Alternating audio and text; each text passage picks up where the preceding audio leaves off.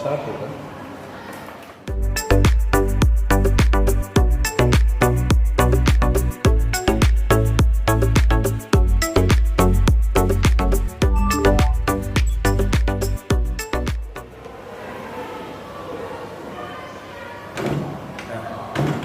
Oke, selamat pagi semuanya. Hari ini kita akan membahas mengenai materi perangkat keras, dan materi yang kita bahas kali ini adalah mengenai komponen CPU. Untuk SK dan KD-nya kalian bisa lihat di bawah sini. Nah, dan hari ini kita akan lihat komponen apa saja yang ada di sini. Dan kita harus bongkar dulu apa yang kita butuhkan. Ya. Kita ada ini 1, 2, 3.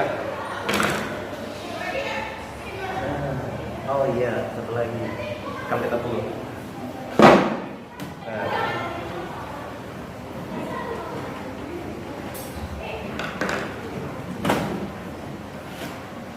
Oke, ini adalah tutup casingnya, dan ya kita akan lihat dalamnya. Nah, oke, kita akan bongkar satu persatu.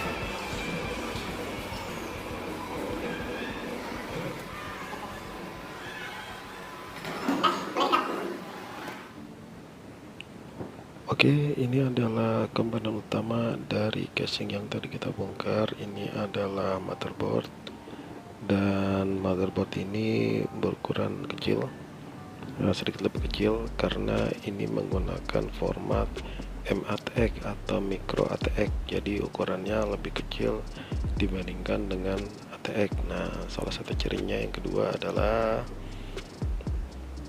slot RAM-nya itu cuma ada 2. Dan kita lihat di bagian atas ini adalah prosesor MOSFET, jadi pengolahan data itu berada di prosesor.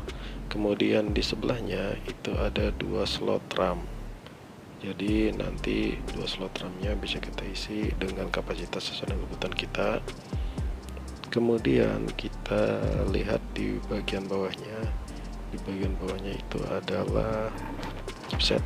Nah, kemudian di bawahnya lagi yang berwarna biru itu adalah slot untuk VGA, jadi slot graphic card, namanya adalah PCI Express 16X, jadi ini digunakan untuk VGA. Kemudian yang di bawahnya itu adalah baterai CMOS, jadi untuk BIOS kita menggunakan baterainya ditempatkan di situ. Di sebelahnya itu adalah PCI Express 1X, Jadi antara dua PCI Express itu sebenarnya sama, cuma 1X itu bandwidth lebih rendah, bawahnya itu adalah PCI. Nah, PCI ini sudah tidak digunakan untuk yang sekarang. Kita bergeser ke sebelahnya, yang berwarna biru itu adalah slot untuk konektor PATA. Nah, ini juga sudah tidak digunakan untuk sekarang. Dua port di atasnya itu adalah SATA, dan yang bagian atasnya lagi itu adalah untuk power, 24 pin power. Nah, itu adalah bagian-bagian dari motherboard. Kemudian kita bergeser ke port I/O. Jadi yang atas itu ada PS2. Nah, di situ ada dua colokan yang berwarna ungu dan berwarna hijau. Yang ungu itu adalah untuk keyboard dan yang hijau itu adalah untuk mouse. Sebelahnya itu adalah serial, dan yang berwarna biru sebelahnya itu adalah untuk VGA. Di sebelahnya kita punya dua port untuk USB dan dua port lagi untuk USB, dan di atasnya adalah untuk Ethernet, serta di sebelahnya ada 3 jack untuk audio, jadi mikrofon, line in dan line out. Jadi itu adalah port-port I/O di motherboard yang ini. Kemudian kita bergeser ke bagian RAM. Ini adalah RAM yang digunakan untuk motherboard ini. Jadi RAM-nya kita bisa isi sesuai dengan kebutuhan kita, apakah 1 GB, 2 GB dan lain sebagainya, tergantung dengan yang disupport sistem dan hardware-nya. Kemudian pada saat pemasangan kita harus perhatikan bahwa dia memiliki notch, dan di kanan kirinya ada penguncinya untuk memastikan RAM-nya terkunci dengan benar. Nah, jadi kita punya di sini ada dua slot yang bisa kita isi.